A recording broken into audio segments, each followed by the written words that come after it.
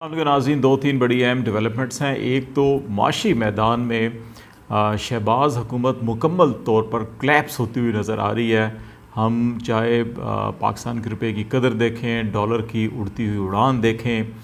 या दीगर economic indicator, महंगाई की सिचुएशन देखें, और इसके साथ साथ जो इस वक्त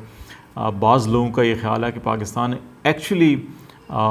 डिफ़ॉल्ट कर चुका है। जो इस वक्त बहुत सी हमारी इम्पोर्टर्स हैं वो एलसी खुलवाने में नाकाम हो रहे हैं, और जो डॉलर रेट का इंक्रीज़ हो रहा है डे बाई डे,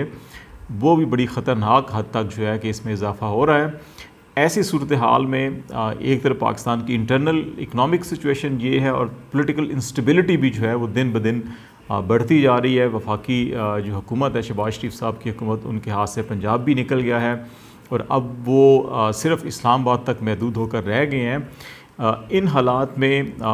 IMF और हमारे जो दोस्त ममालिक हैं उनका रिस्पांस भी कोई पॉजिटिव नहीं है। हमारे मासवाए चीन के जिन्होंने 2 अरब 30 करोड़ डॉलर जो है कि हमें एक कमर्शियल लोन दिया, जो हमारे स्टेट बैंक में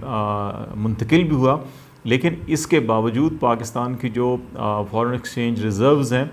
वो मुसलसल कम हो रहे हैं और इस वक्त तकरीबन 8.5 अरब डॉलर तक पहुंच चुके हैं। और जो एक्सपर्ट्स हैं उनका ये कहना है कि पाकिस्तान के पास इस वक्त 4 से 5 हफ्तों का महज इंपोर्ट बिल जो है उसके बराबर पाकिस्तान के पास रिज़र्व्स हैं, और ये बड़ी ख़तरनाक अलार्मिंग सिचुएशन है। ऐसी सूरत हाल में हमारी वज़ारत ख़ज़ाना और शहबाज शरीफ साहब की जो हुकूमत है, वो जो IMF के साथ निगोसिएशंस हुई थी, वो भी अभी तक उसके नतीजे में पाकिस्तान को जो माली इमदाद मिलनी थी, पैकेज, वो नहीं मिल पाया। और अगस्त के तीसरे हफ्ते में IMF का जो एग्जीक्यूटिव बोर्ड का मीटिंग शेड्यूल थी, वो तमाम तर कोशिशें जो नाकाम हुई, क्योंकि IMF ने कहा था जी कि पाकिस्तान के दोस्त ममालिक भी अगर सपोर्ट करें तो IMF जो है कि अर्ली सपोर्ट करने के लिए तैयार होगा, जबकि दोस्त ममालिक का ये कहना है कि IMF पहले फ़ैसला कर ले तो फिर पाकिस्तान की मदद हम करेंगे। ऐसी सूरत हाल में हमारी इकनॉमिक सिचुएशन जो है कि ऑलमोस्ट जो है कि उसको हम कह सकते हैं कि एक स्टैंड स्टिल की पोजीशन भी चली गई, जिसके बाद आर्मी चीफ जनरल कमर जवेद बाजवा जो है कि अमली मैदान में अमली तौर के ऊपर उतरे हैं, और उन्होंने अमरीकी जो डिप्टी सेक्रेटरी ऑफ स्टेट्स हैं, जिसको नायब वज़ीर ख़ारजा कहा जाता है, कि उनको टेलीफ़ोन किया और उनको रिक्वेस्ट किया है कि पाकिस्तान की इस वक्त इकनॉमिक सिचुएशन को मद्देनज़र रखते हुए IMF के ऊपर अमेरिका अपना इन्फ्लुएंस इस्तेमाल करे, ताकि जो पाकिस्तान को अगस्त के तीसरे या चौथे हफ्ते में जो पैसे मिलने हैं वो अगर अगस्त के पहले हफ्ते में मिल जाएं तो इससे पाकिस्तान की इकनॉमिक सिचुएशन बेहतर हो जाएगी। एक तरफ ये सिचुएशन है, दूसरी तरफ नवाज़ शरीफ साहब जो हैं कि वो बड़ी जो PDM की रिसेंटली मीटिंग हुई है उसके अंदर वीडियो लिंक के ज़रिए वो शरीक हुए थे। उसमें शहबाज शरीफ से वो काफ़ी नाराज़ दिखाई दिए हैं, और उन्होंने मिफ्ता इस्माइल और जो इकनॉमिक टीम है शहबाज शरीफ साहब की, उसके ऊपर बड़ी तनकीद की और कहा कि पाकिस्तान की जो इस वक्त मईशत है, डॉलर जिस तेज़ी से बढ़ रहा है, उस पर बड़ी गहरी तशवीश का इजहार किया, और उन्होंने कहा कि इस हक़ में नहीं थे कि हुकूमत लें। ताहम फजल रहमान साहब ने इस इजलास में भी इंसिस्ट किया कि हुकूमत में रहना चाहिए और एग्रेसिव पॉलिसी इख्तियार रखनी चाहिए। तो नवाज़ शरीफ साहब ने कुछ नए टास्क जो हैं PDM की हुकूमत को फिर दिए, और अपनी शहबाज शरीफ साहब को भी हदायत की कि तमाम इत्तेहादियों को एतमाद में लें, मिफ्ता इस्माइल साहब इकनॉमिक ब्रीफिंग दें तमाम इत्तेहादियों को। इसके साथ साथ PDM में इस वक्त 4-5 जमातें शामिल हैं, PMLN है, JUI है, और अचकज़ई महमूद खान अचकज़ई की पार्टी है, ANP है। तो नवाज़ शरीफ साहब ने ये इसरार किया है कि जो PDM की इत्तेहादी जमातें, उनको हुकूमत की जो इत्तेहादी जमातें हैं उनको PDM में भी इत्तेहादी बनाया जाए, ताकि अगले इलेक्शन में भी PTI का मुकाबला करने के लिए सब मिलकर मुकाबला करें। अकेले उनके ख़्याल में शायद अब PTI का मुकाबला करना मुश्किल हो गया है। तो ऐसी सूरत हाल में एक और बड़ी अहम डेवलपमेंट जो हुई है वो ये डेवलपमेंट हुई है कि पिछले 1-2 दिनों के अंदर जब से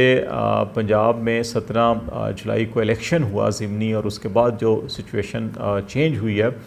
उसके बाद हम तवातर के साथ ये कह रहे हैं कि पाकिस्तान के मुक़्तदर हल्के तमाम इदारे, तमाम रियासती इदारे जो हैं, और इवन आसिफ अली ज़रदारी साहब भी इस बात पर कन्विंस हो चुके हैं कि अक्टूबर के एंड या स्टार्ट में नवंबर के इलेक्शन हो जाने चाहिए। तो इस सिलसिले में हमारी इतलात के मुताबिक इमरान ख़ान साहब से बड़ी अहम तरीन मुक़्तदर शख्सियत की मुलाकात हुई है। इस मुलाकात में भी जो वे फॉरवर्ड है उसके ऊपर बातचीत की गई और कई नुकात पर इत्तफ़ाक़ राय पाया गया है। इस सिलसिले में जो हुकूमत की इत्तेहादी जमातों के अंदर इस वक्त जो राय पाई जाती है उससे भी इमरान ख़ान साहब को आगाह किया गया और इस का जो कंक्लूजन था वो इसी नोयत का था कि इस वक्त मासवाए JUI के और नून लीग में मिक्स राय है। बाकी आलमोस्ट सारी जमातें जो हैं कि वो अर्ली इलेक्शन के लिए तैयार हो चुकी हैं। ताहम अभी जो PDM का रिसेंट मीटिंग हुई और उसके अंदर फजल रहमान साहब ने जो अपनी राय पेश की, अब नवाज़ शरीफ साहब जो हैं कि वो भी इस चीज़ को देख रहे हैं कि ज़रदारी साहब क्या गेम प्लान बना रहे हैं और क्या नून लीग के लिए वो सूटेबल होगा या नहीं होगा। पहले नवाज़ शरीफ साहब का एक ख्याल था, मरीम नवाज़ का और इस ग्रुप का, कि हमें हुकूमत लेने के बजाय इलेक्शन में जाना चाहिए और शहबाज शरीफ साहब, फजल रहमान साहब जो हैं कि वो हामी थे ज़रदारी साहब भी कि नहीं, हमें कुछ अर्सा हुकूमत करना चाहिए, हमें कुछ इकनॉमिक रिलीफ देना चाहिए आवाम को और फिर नवंबर की अहम तकर्रियाँ करने के बाद इलेक्शन में जाना चाहिए। अभी ज़रदारी साहब की राय बदली बदली दिखाई दे रही है और JUI और नून लीग के अंदर जो मिक्स राय है वो इस वक्त एक राय ये है नून लीग में कि इलेक्शन में जाना चाहिए, एक राय है कि नहीं, अब इतना कुछ हमने अपने कंधों पर ये उठा ही लिया है तो अब किसी तरह से इसको कोई बेहतर करने की गुंजाइश अगर हो तो वो बेहतर किया जाए और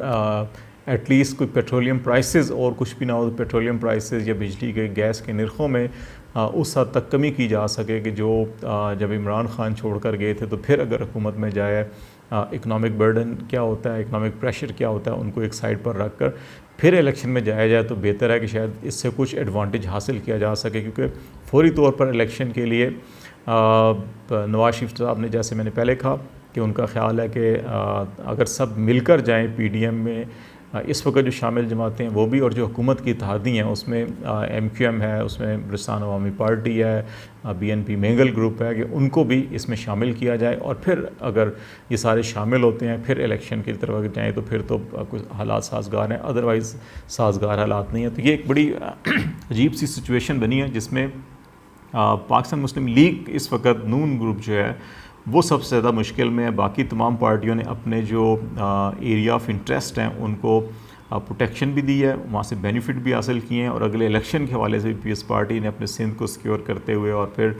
आगे बढ़ने की कोशिश कर रहे हैं ताकि नेशनल असम्बली में अपोजिशन लीडर की स्लॉट भी ले लें। तो अभी नून लीग को ये फ़ैसला करना होगा कि वो क्या करेगी इस सिलसिले में। जो अगले 2-3 दिन हैं उनके अंदर मुशावरत की जाएगी अपने इत्तेहादियों से। मिफ्ता इस्माइल उनको ब्रीफिंग भी देंगे। लेकिन इसके साथ साथ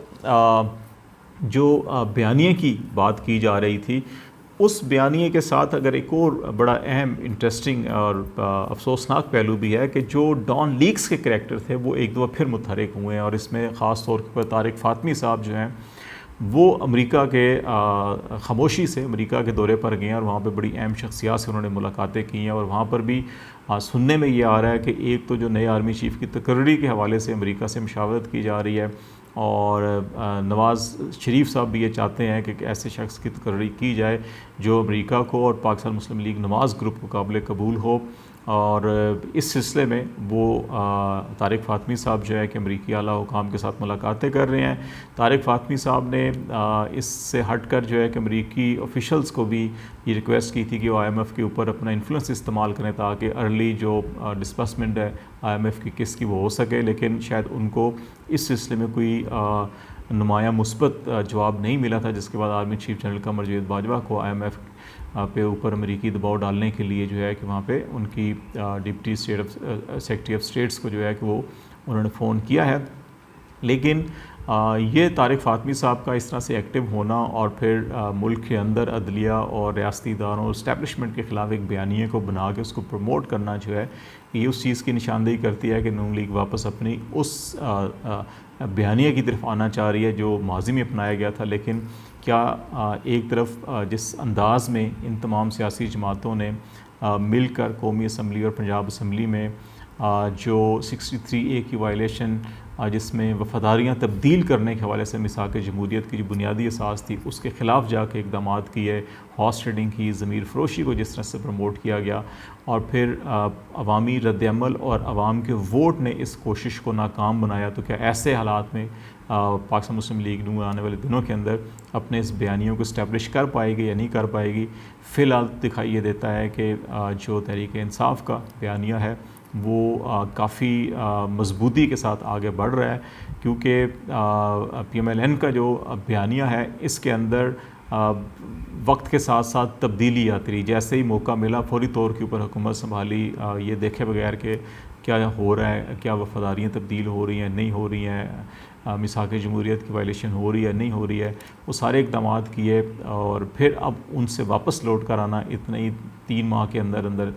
मेरा ख़्याल है कि अवाम इतनी जल्दी इस चीज़ को नहीं भूलेंगे। और अब देखना यही होगा कि नवाज़ शरीफ साहब और फजल रहमान साहब मिलकर अब क्या फ़ैसला करते हैं। जरदारी साहब की लाइन वाज़े नज़र आ रही है, इस्टेब्लिशमेंट की लाइन वाज़े नज़र आ रही है, PTI की लाइन जो है वाज़े नज़र आ रही है। अब फ़ैसला जो है कि वो फजल रहमान साहब ने जिस दिन फ़ैसला कर लिया, जरदारी साहब की साइड पे चले गए, तो फिर नून लीग अकेली रह जाएगी। और इस सारे खेल का सबसे ज़्यादा नुकसान हमारे ख़्याल में जो है वो नून लीग को ही हुआ है। इस सिलसिले में नून लीग को अपनी पॉलिसी के ऊपर नज़रसानी करनी होगी।